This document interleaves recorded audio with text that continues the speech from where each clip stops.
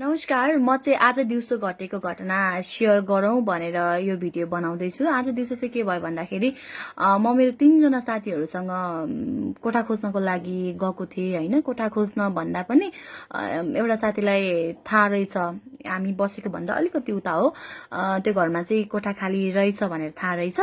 अनि त्यो घरबेटीले चाहिँ साथी कोही छ भने लिएर आऊ न भनेर भन्नुभएको रहेछ। अनि उसले जाम भनेपछि हामी गयौँ।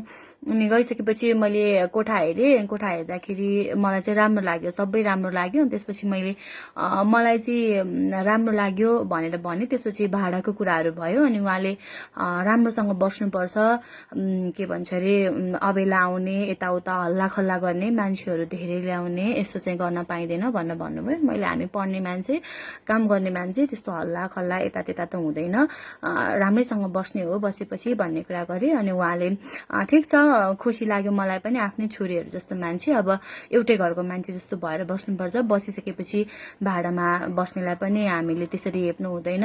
अनि भाडामा बस्नेले पनि अरूको घर जस्तो गरेर बस्नु हुँदैन, सबैजना मिलेर बस्नुपर्छ भन्ने खालको कुरा गर्नुभयो। अनि मलाई मन परेपछि अनि मलाई त मन पर्यो, म मम्मीलाई पनि एकचोटि ल्याउँछु अनि मम्मीलाई कस्तो लाग्छ भनेर भने। अनि त्यसपछि चाहिँ जातको कुरा आयो। अनि मैले सिधै भने म कामीको छोरी हो भनेर भने। अनि त्यसो भन्ने बित्तिकै उहाँ एकछिन चुप लाग्नु भयो कि बोल्नु भएन। अनि मेरो साथीहरू पनि के गर्ने भएर नबोलिकन बसे।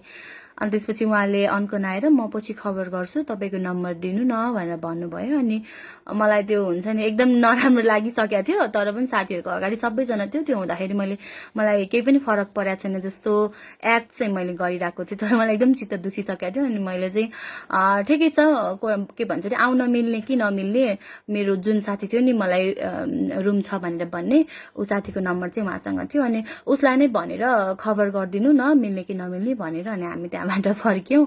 अनि केही समयपछि चाहिँ उहाँले फोन गरेर साथीलाई यस्तो यस्तो मान्छे पो ल्याउनु भएछ है, मलाई त थाहा भएन, बस्न मिल्दैन भनेर उहाँले चाहिँ फोन गर्नुभयो कि। अनि साथीहरूले जातको कुरा गर्नु हुँदैन, कति जातको विषयमा मात्रै कुरा गर्छौ तिमीहरू, सबै समान भइसक्यो भन्ने जस्तो कुराहरू गर्नुहुन्छ हैन। तर स्थिति चाहिँ यस्तो छ कि मलाई त्यतिखेर यस्तो गाह्रो भएको थियो कि हुन्छ नि, म त्यो घरमा नअटाएको हो नि त हैन, कामीको छोरी भएको भएर नअटाएको हो नि त। मेरो ठाउँमा अरू कोही जातको मान्छे भएर त्यो घरमा अटाउँदो रहेछ नि त भनेपछि अरू मान्छे भन्दा त म अर्को दर्जाको मान्छे भएँ नि त हैन, दोस्रो दर्जाको मान्छे भएँ नि त। अनि त्यो कुराले यस्तो पिन्च परेको थियो, मलाई मन दुखिरहेको थियो। अनि तर साथीहरूको अगाडि चाहिँ अब सबैले मलाई स्ट्रङ नै छ भन्ने सोचिरहेको हुन्छ। अनि त्यो हुँदाखेरि मलाई केही पनि भएको छैन जस्तो गरेँ। अनि घर आइसकेपछि मलाई एकदमै गाह्रो भयो। यो नै कुरा सेयर गर्नको लागि मैले यो भिडियो बनाएको। Thank you.